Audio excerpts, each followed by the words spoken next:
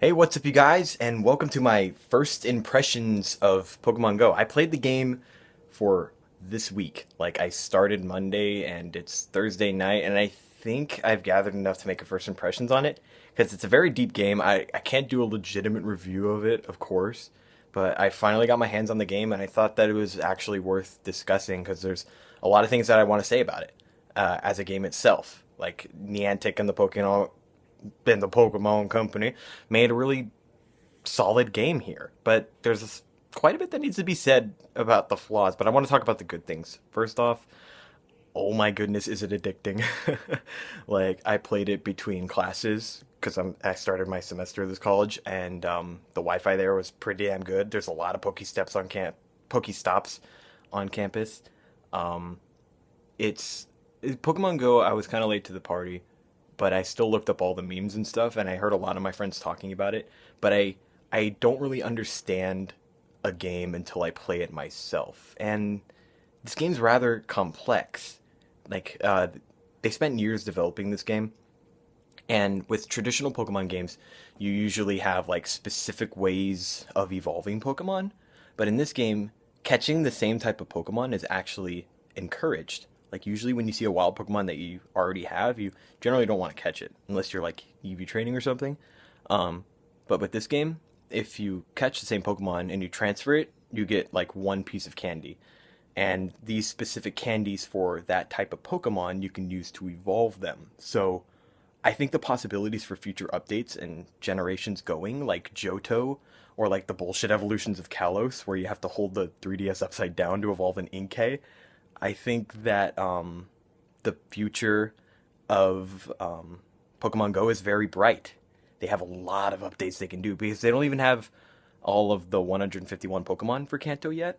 And I heard they're going to do something about the teams and the legendary birds. They're constantly updating the game for slight tweaks. They still haven't done trading. They still. Yes? Oh, just make sure you aren't that naked boy.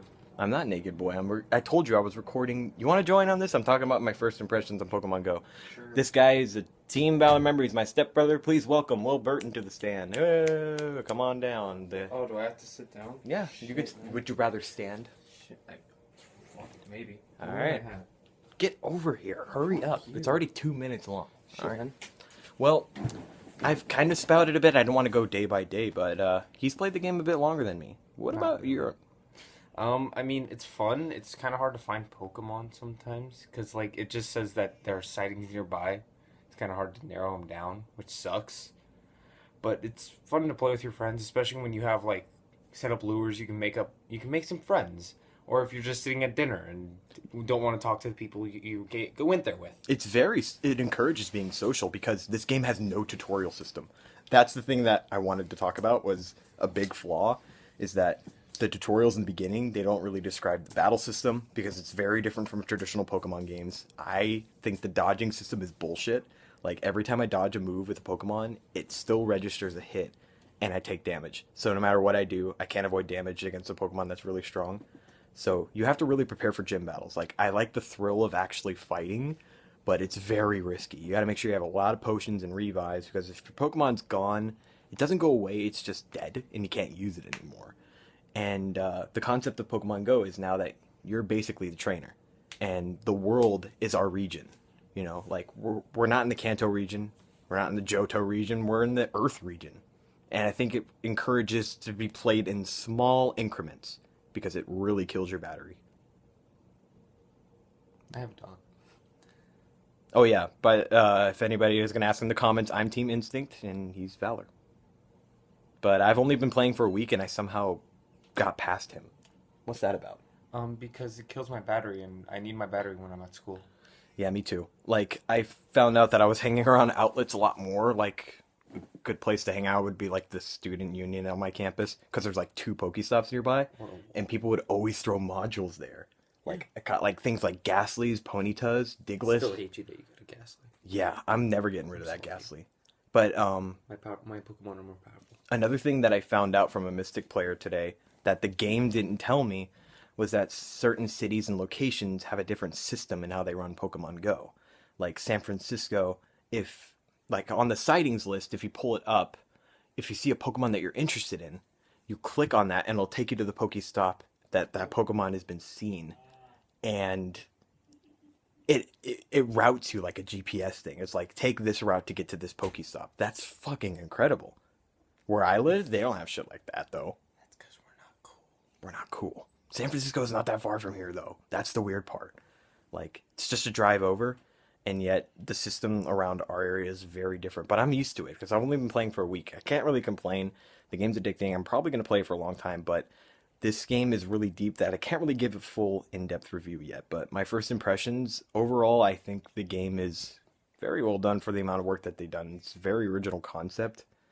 Um, some of the changes are for the better. I think the Stardust system works when you know how to save up. Like, because I learned that from the Mystic guy today. He was showing me his Pokemon. They were like in the thousands, 2000s, and he's like, you're gonna want a lot of Stardust when your Pokemon gets strong. He's like, just catch Pokemon and like get experience, save your Stardust, you know. He's like, only use the candies to evolve lower ones to get like more experience, because as you get stronger, the Pokemon you catch are stronger. Like, after I did that lucky egg trick where like you catch like 7 Pidgeys in a row and 6 Rattatas. If they had a ton of candies, and I evolved them all after using my lucky egg, and I went to like level 11, like right away, because I was level 10, and like my experience bar was like more than halfway done through 11. So talk to people when you're playing Pokemon Go. Talk to people that play the game. Like, I just noticed he was playing it. I was like, oh, there's a module. I think I'll take a break from my homework. And then we ended up talking for like an hour on Pokemon Go. So Make friends. make friends, be social. This is very good for people who are closet nerds. Like, Unless you're Valor, in which case, beat your friends, yeah, please. basically how the teams go. I guess Mystic's super intelligent. Instinct, they just go with their instinct, and Will's Valor. Beat the shit out of everyone. He's not good at real Pokemon games, but yeah, he's super mad. Anyways, maybe that's a future review. But those are my first impressions of Pokemon Go, and I guess kind of his too. I wasn't expecting you to be in this video. I came in here to get my headphones. Bye then.